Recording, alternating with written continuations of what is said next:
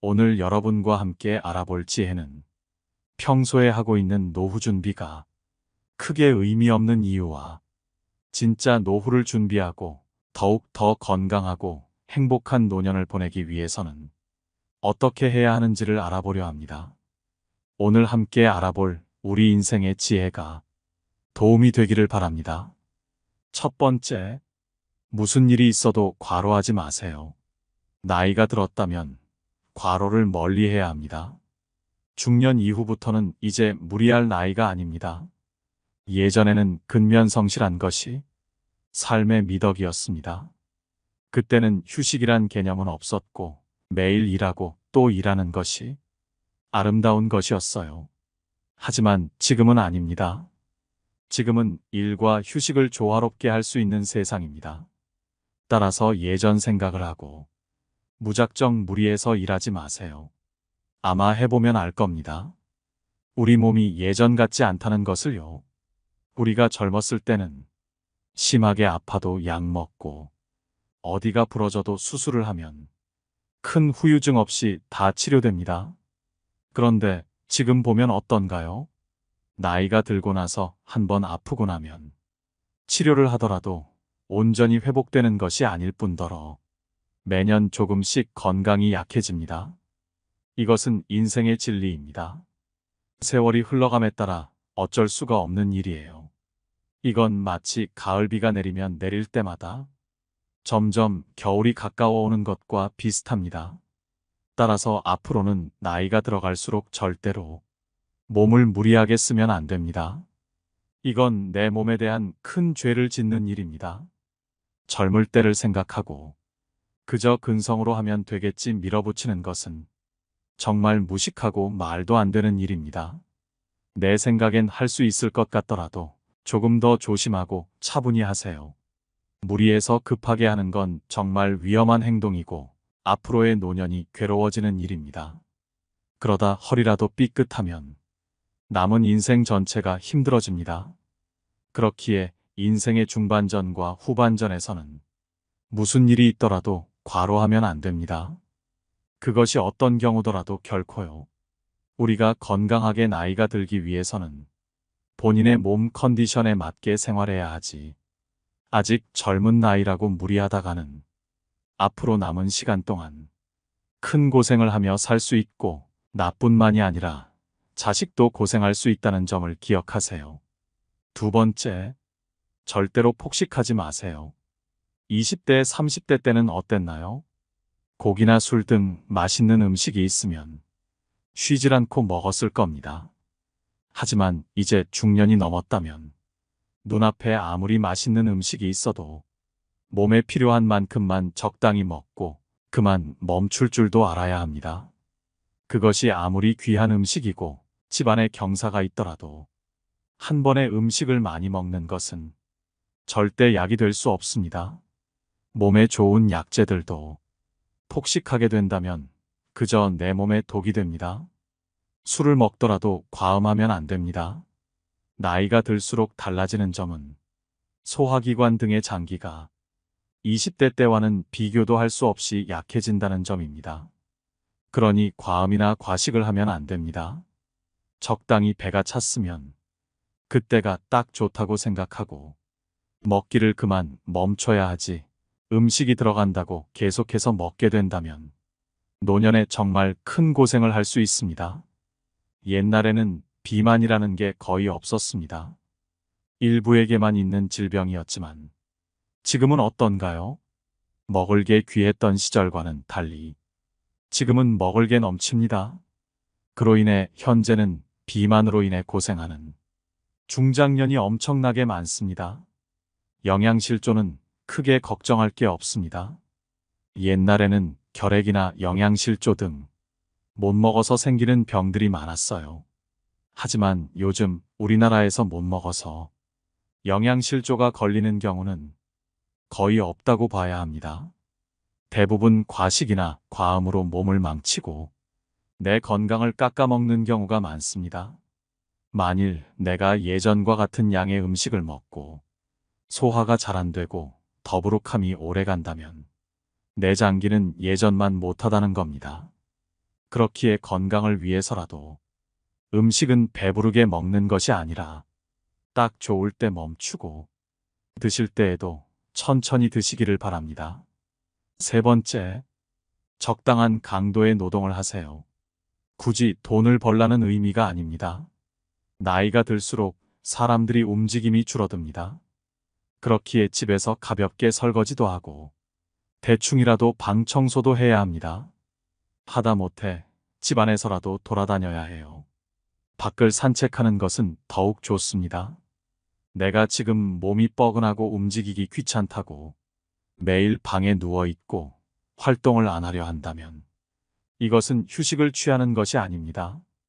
적당한 움직임도 없는 휴식은 오히려 건강에 나쁩니다. 몸이 조금 힘들더라도 무리는 하지 않는 수준에서 가벼운 강도로 움직여 주어야 합니다. 그 후에 휴식이 있는 겁니다. 가만히 있으면 몸이 굳어버립니다. 다리가 아파도 조금이라도 걷고 소일거리를 해야 몸이 굳지 않습니다. 이 정도만 해도 운동이 됩니다. 따로 무리해서 시간을 내며 고강도의 운동을 하는 것보다 일상생활에서 몸을 계속 움직여주는 것이 신체적으로도 정신적으로도 좋습니다. 사람은 계속해서 움직여야만 합니다. 옛날에는 움직이지 못한다는 것은 이제 살 날이 얼마 남지 않았구나 라는 뜻이었어요. 그런데 여기서 하나 주의할 점이 있습니다. 우리나라의 중장년층들은 젊을 때 너무 과로한 습관이 있습니다. 근데 그 습관이 계속 남아 있습니다. 노인분들은 특히 이내 욕심을 내서 내 몸이 못 감당할 정도로 무리를 합니다. 오늘 할 일을 못했으면 내일 하면 되는 것인데 이분들은 어떻게 행동하나요? 밤 늦게, 새벽 늦게까지 일하고 또 일어나기는 제일 일찍 일어납니다. 그러고 끙끙 앓다가 결국 요양원에 가거나 병원 신세를 집니다. 이건 정말 좋지 않은 행동입니다. 결코 몸을 혹사시키는 노동이 아니라 건강을 위해 몸을 움직이게끔만 한다 명심하시고 몸에 무리가 안 가게 적당히 해야 합니다. 네 번째, 재산을 어느 정도 모아야 합니다. 정말 슬픈 일이지만 내 배우자 혈육일지라도 내가 돈이 없고 가난하다면 가족 관계가 좋을 수가 없습니다. 따라서 내가 가진 돈이 어느 정도 있어야 합니다. 내 자식이 아무리 예쁘더라도 내 재산을 결코 다 줘서는 안 됩니다. 내가 100이라는 재산이 있으면 80 정도는 정신이 온전할 때 나눠주는 게 좋습니다. 내가 건강할 때 미리 딱 배분을 하세요. 그래야만 내 자식들 간에 싸움이 없습니다. 20의 재산을 남기라는 이유는 적은 비율의 재산을 끝까지 가지고 있으면서 자기 목소리를 갖추고 있어야 하기 때문입니다. 그것이 자식과 부모 관계를 아름답게 하는 법입니다. 자식들에게 다 물려주고 나면 결코 관계가 예전만 못합니다. 그렇기에 내가 어느 정도의 재산을 갖고 이 재산을 지키고 있는 것은 현명하게 살아가는 방법입니다. 내가 늙어서 추하게 살지 않는 법이죠. 내가 나이 들어서 현금이 없더라도 적어도 내가 누울 수 있는 방 한 칸은 가지고 있어야 합니다.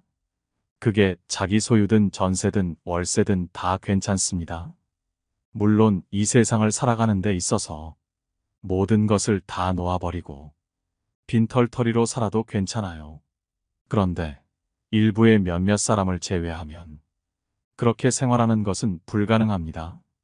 만일 여러분이 나는 욕심 없이 몸 뉘일 방만 있어도 만족해 라고 생각한다면 그렇게 살아도 좋겠지만 그렇게 사는 것은 스님이나 신부님이 아니라면 거의 불가능한 일입니다. 또한 자식들이나 배우자가 그런 삶을 원할까요? 내가 그럴 수 있다 해도 가족이란 울타리 안에서 함께 사는 이상 모든 것을 내려놓는 것은 불가능합니다. 따라서 나이 들어서 고생 안 하려면 자기 집 하나 정도는 있어야 됩니다. 이 집 하나 있고 없고의 차이가 젊었을 때는 별거 아닌 것처럼 느껴질 수도 있습니다. 하지만 나이가 들면 무엇보다 큽니다. 명절 때 내 자식들이 놀러 올 수도 없고 나는 이미 늙어 힘이 다 빠졌는데 마음 편하게 몸 누울 자리도 없으면 그렇게 추할 수가 없습니다. 가족 관계도 추해지기 마련입니다. 젊은 사람은 빈털터리도 괜찮습니다. 뭘 해도 돈을 벌 수 있어요. 그런데 늙으면 그게 쉽지가 않습니다. 내가 약간의 돈도 가지고 있지 않다면 가족 간의 사이가 좋을 수가 없습니다. 자식 쳐다보고 용돈을 주나 안 주나 생각하면 자식을 원망하게 됩니다. 그럼 다 큰 자식을 욕해야 하고 이웃 사람한테 자식을 욕하기도 쉽지 않습니다.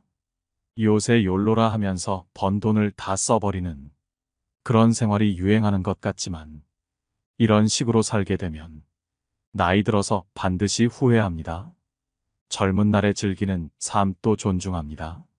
하지만 결코 좋은 삶은 아니라 생각합니다. 내가 아무리 젊고 능력이 있더라도 돈을 남김없이 펑펑 쓰지만 마세요. 최소한 내가 먹고 살 정도는 작정하고 만들어둬야만 내 인생이 좋아지는 법입니다. 다섯째, 자식에 대한 집착을 버리세요. 자식이 무조건 잘 되어야 한다는 집착은 더 이상 말할 것도 없고 자식한테 바라지를 마세요. 내가 자식한테 바라는 것이 있기 때문에 자꾸 자식을 욕하게 됩니다. 자식을 욕하는 것은 조금만 생각해보면 결국 내 욕을 하는 것입니다. 아이를 누가 낳고 누가 키웠습니까? 내 얼굴에 침 뱉기입니다. 다 내가 키운 대로 자란 겁니다. 내가 너를 키우느라 얼마나 노력했는데 너는 이 정도도 못해주냐? 라고 생각하는 순간 자녀와의 관계는 돌이킬 수 없습니다. 자식을 키우는데 많은 노력을 들였고 많은 돈이 들어간 것도 맞습니다. 하지만 자식은 결코 내 소유물이 아닙니다. 따라서 자식을 대할 때도 내가 너한테 어떻게 했는데가 아닌 하나의 동등한 인격체로 대해야 합니다. 자식이 인사하러 오면 비록 내 자식일지라도 고마워해야 합니다. 고마워 아들, 딸.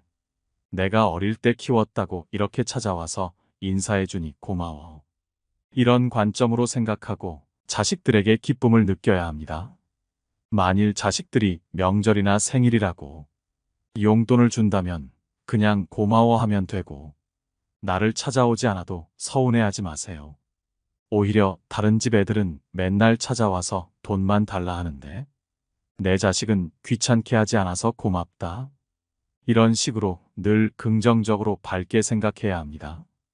부모가 늙었는데도 자식이 찾아와서 손 벌리는 사람 많지 않습니까? 제 주변에도 정말 많이 보입니다. 뭐 사업한다고, 투자한다고 부모가 모은 돈 다 빌려가서 결국에는 그 돈 다 잃고 가족 간에도 불미스런 사고 치는 집도 많아요.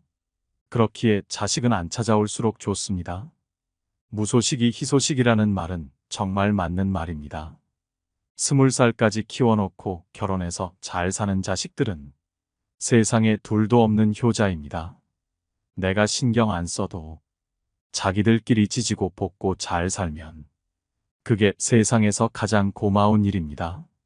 만일 내 자식들이 안 찾아온다고 해서 그걸로 절대로 섭섭해하면 안 됩니다. 독립해서 내보냈는데 안 돌아오는 것은 어디에나 적용되는 자연의 이치입니다. 새가 새끼를 낳아서 날려보냈는데 나중에 새끼가 어미새를 안 찾아온다고 원망하는 것 봤습니까? 돼지도 소도 그런 경우 없습니다. 자식을 원망하지 않으면 내 자식은 무조건 효자 효녀가 됩니다. 뭐든지 관점의 차이예요. 여섯째, 젊은 사람한테 굳이 잔소리하지 마세요. 이러쿵 저러쿵 하지 마세요. 입을 빡 다무는 연습을 하세요. 그럼 젊은 사람들이 나를 늘 보살펴 줍니다. 자식하고 같이 살면 나이가 들수록 자식들이 자연스럽게 부모를 보살핍니다. 대부분의 가족들이 그렇습니다. 그런데 자식이 아예 부모 곁을 떠나고 안 찾아오는 것은 그 부모한테 원인이 있는 것입니다. 그럴 때는 내가 잔소리가 많았구나. 남의 인생에 너무 간섭했구나 하고 탁 깨달아야 합니다. 20살이 넘어가서부터는 아이들 간섭을 안 하는 것이 좋습니다. 그런데 내 나이가 벌써 50이 넘으면 자식도 나이가 먹고 어른이 되어 가는데요. 자식이 성인이 되어도 이래라 저래라 하는 것이 부모의 특징입니다. 이것이 노인의 특징이기도 합니다. 자기 인생을 아름답게 살기 위해서는 잔소리를 안 해야 합니다. 같이 밥 먹으러 가자거나 같이 놀러 가자. 이런 얘기를 하지 말라는 것이 아니에요. 의사 전달을 위한 말은 다 해야 해요. 그러나 남의 인생에 간섭을 하지 말라는 뜻입니다. 내 말을 들었느니 안 들었느니 하며 싸우지 말고 그저 성인 대 성인으로 대하라는 뜻입니다. 7째, 인색하지 마세요. 사람들 누구나 자손이 잘 되기를 바라는 마음은 똑같습니다. 그 자손이 잘 되려면 잔소리를 할 것이 아니고요. 그러려면 보시를 해야 합니다. 복을 지으셔야 해요. 작은 돈이지만 여기저기 어려운 사람을 도와보세요. 다만 1,000원이라도 2,000원이라도 그 돈을 남을 위해서 쓰는 것이 복 짓는 일입니다. 이렇게 복을 지으면 우리 자손들은 저절로 잘 됩니다. 사람이 결국 생을 마칠 때 바라는 것은 딱 2가지 정도 아니겠습니까? 하나는 내가 죽어서 좋은 데 가는 것이고 다른 하나는 남은 자손들이 떵떵거리며 사는 것이죠. 그 외에 딴 것은 없잖아요. 그러니까 내가 죽어서 좋은 곳에 가고 자손이 잘 되려면 보시를 해야 합니다. 마음이 조금 너그러워져야 해요. 인색하면 안 됩니다. 연세가 들었는데 돈에 너무 집착하고 물건에 집착하면 좀 초라해 보입니다. 젊은 애들은 뭐든지 악착같이 모으고 힘내서 살려고 하면 그게 예뻐 보이지만 나이 든 사람은 조금 추해 보입니다. 그래서 나이가 들면 너그러워져야 합니다. 내가 가지고 있는 물건도 옷도 형제나 친구지간에 누가 좋아 보인다고 하면 나눠주기도 할 줄 알아야 합니다. 어차피 죽고 나면 저 세상에 하나도 못 가지고 갑니다. 어차피 죽고 나서는 태울 물건들이잖아요. 내가 너무 유명해서 박물관에 기증할 것이 아닌 이상 다 태웁니다. 내가 죽기 전에 남한테 주면 모두 선물입니다. 똑같은 물건인데 죽기 전에는 친구나 자식이 좋아하는 선물이고요. 죽고 나면 귀신 붙은 물건이 되어서 아무도 안 가지려 합니다. 아까운 물건 태우기 아쉽잖아요. 그러니 미리미리 나누어 주세요. 나누는 행동 자체가 집착을 놓는 것입니다. 어려운 게 아니고 그게 바로 복을 짓는 것이에요. 그런 식으로 인생을 살면 가을 은행잎 노랗게 물들어서 떨어져도 사람들이 주워가듯 아름답게 살아가는 것입니다. 봄에는 새싹이 돋고 벚꽃 개나리도 핍니다. 여름이 지나면서 새싹들도 무성하게 자라다가 가을이 되면 단풍이 들고 결국에는 모두 떨어지게 됩니다. 우리는 봄에 세상을 예쁘다고 하고 가을의 가랑잎은 쓸쓸하다고 외로워도 합니다. 그런데 반드시 그렇게만 안 가요. 절대로 그런 게 아닙니다. 봄의 꽃 또한 예쁘고 날 좋은 가을에 잘 물든 단풍도 너무너무 곱고 아름답습니다. 봄에 꽃놀이도 많이 가지만 가을에 단풍놀이도 많이 갑니다. 우리 인생도 그렇습니다. 아이가 처음 태어나면 어릴 때 살결도 부드럽고 얼굴도 새거여서 탱탱하고 이팔 청춘이라는 말처럼 10대 후반부터 젊을 때는 아름답지요. 그런데 늙으면 눈도 잘 안 보이고 귀도 잘 안 들려요. 여기서 더 나아가면 잘 걷지도 못하고 머리는 하얗게 됩니다. 늙으면 이제 끝났다 하고 말하기도 하는데요. 꼭 그렇다고만 할 수는 없습니다. 인생에 대해 얘기를 할 때 20대, 30대가 얘기하는 것과 60대가 얘기를 하는 것과 어떤 얘기가 더 깊이가 있고 신빙성이 있을까요? 당연히 나이 든 사람의 얘기가 더 깊이가 있을 겁니다. 살아온 세월과 경험은 무시할 수 없고 그에 따른 지혜도 다르니까요. 나이가 들어갈수록 이야기가 구수해지겠지요. 술도 익어야 맛있고요.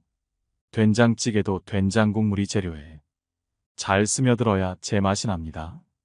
밥도 충분히 뜸이 들어야 됩니다. 라면 끓일 때도 적당히 삶아서 밀가루 냄새가 빠져야 먹을 수 있죠. 그게 바로 맛입니다. 우리 인생도 나이가 들면 삶의 맛이 있습니다. 늙어서 초라해지느냐, 아니면 원숙해지느냐, 이것은 몸뚱이의 문제가 아닙니다. 오로지 단 하나, 마음의 문제입니다. 그래서 가을에 잘 물든 단풍을 보면 봄꽃보다 더 예쁩니다. 날씨가 쌀쌀한데 빨간 노란 단풍 보면 얼마나 아름답습니까? 잘 늙어버리면 무지무지하게 예쁩니다. 입에서 나오는 한마디 한마디가 인생의 많은 경험에서 우러나오기 때문에 들을만 합니다.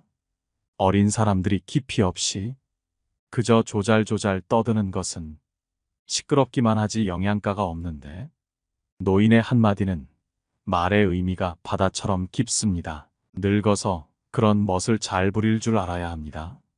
나뭇잎이 떨어졌는데 사람들이 주워가는 것은 단풍밖에 없다는 것을 기억해야 합니다.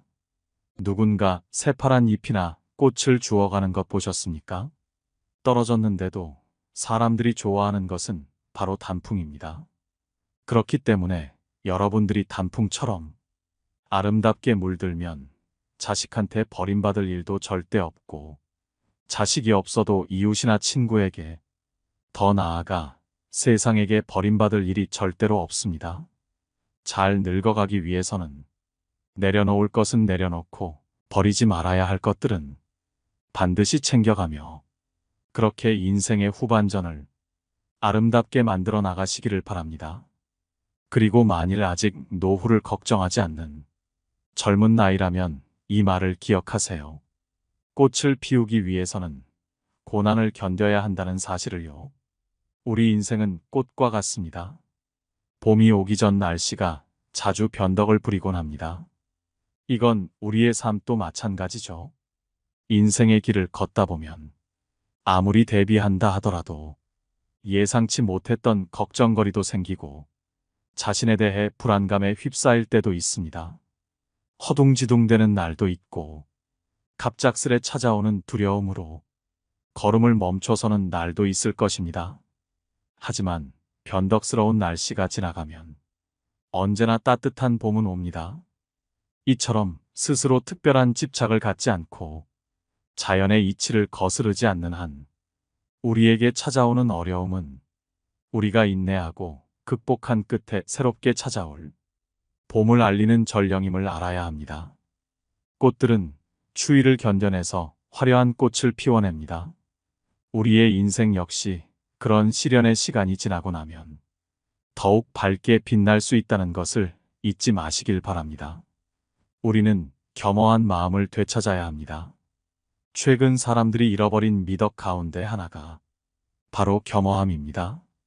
겸허함이란 항상 공손한 마음으로 머리를 숙이고 공을 다른 사람에게 돌리며 무언가 깨달음을 얻었을 때에도 스스로를 제어하며 담담하고 태연하게 행동하는 것, 서로 상대를 먼저 배려하며 양보하는 마음을 가지는 것 등을 말합니다.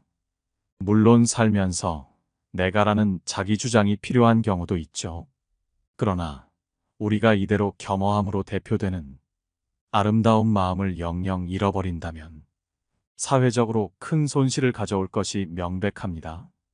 생각해보면 내가 가진 능력이나 역할이 전적으로 나만의 소유일 까닭은 어디에도 없습니다. 그것들은 모두 어쩌다 나에게 주어진 것이었으며 나는 그것을 갈고 닦는 노력을 했을 뿐인 것이죠. 아무리 뛰어난 능력도 또 그것이 만들어낸 성과도 그저 나만을 위해서 사용되는 것이 아니라 인류와 사회를 위해 사용하는 것이라고 여기는 것, 겸허라는 미덕의 본질은 거기에 있다고 볼 수 있습니다. 이 영상을 보는 여러분들이 꼭 명심해야 할 것이 있습니다. 그것은 바로 사람을 유혹하는 세 가지 독입니다. 이 독을 반드시 떨쳐내셔야만 합니다. 욕망, 어리석음, 노여움의 세 가지 독은 108번 뇌 속에서도 특히 인간을 고통스럽게 하는 원흉이며 떨쳐내고자 해도 잘 떨쳐지지 않는 독입니다. 물론 욕망이나 번뇌는 인간이 살아가는데 필요한 에너지이기도 하다는 것을 부정할 수는 없습니다. 하지만 그것은 동시에 인간을 끊임없이 고통스럽게 하므로 인생을 허망하게 만들어버리는 맹독이기도 하죠. 우리가 생존하는데 필수 불가결한 에너지가 그대로 불행이 되고 멸망케 하는 독이 된다니. 그렇다면 인간은 어떻게 살아야 하는 것일까 의문이 생길 겁니다. 제 생각에 가장 중요한 것은 가능한 한 욕망을 떠나는 것입니다. 이 세 가지 독을 완전히 없앨 수는 없지만 그것을 스스로 제어하고자 노력하는 방법이 가장 좋다는 것이죠. 욕망, 즉 사심을 억제하는 것은 이타심입니다. 자신보다 다른 사람의 이익을 우선시하는 마음은 인간이 가진 모든 덕 가운데 특별히 더 가치 있는 최선의 것입니다. 자신의 이익보다 상대의 이익을 더 위하고 자신의 것을 뒤로 미루고 세상을 위해 다른 사람을 위해 노력하는 이타심을 가질 때 인간은 비로소 욕망의 유혹에서 벗어날 수 있습니다. 또한 이타심은 최초의 번뇌를 없애주고 욕망의 독을 제거하는 아름다운 마음을 가질 수 있게 해주며 밝고 깨끗한 소망을 품을 수 있게 해줍니다. 마지막으로 하고 싶은 말은 인생이란 자기 자신이 각본을 쓰고 주역을 맡은 드라마입니다. 어떠한 드라마를 그릴지는 본인이 하기 나름이며 마음이나 사고방식의 수준을 높임으로써 운명을 바꿀 수 있습니다. 아직 인생의 전반전을 살아가는 여러분들은 너무 아득바득 살지 말고 자기 몸을 돌봐가며 지금 하고 있는 스포츠를 단거리 경주가 아닌 마라톤이라고 생각하며 하나하나 차근차근 쌓아 올리세요. 후반전에서 살고 있는 사람들은 아직 경기는 끝나지 않았으니 나이가 들었다고 좌절하지 말고 아직도 남아있는 길고 긴 인생, 행복한 말년을 위해 지금부터라도 자신을 사랑해 보시기 바랍니다.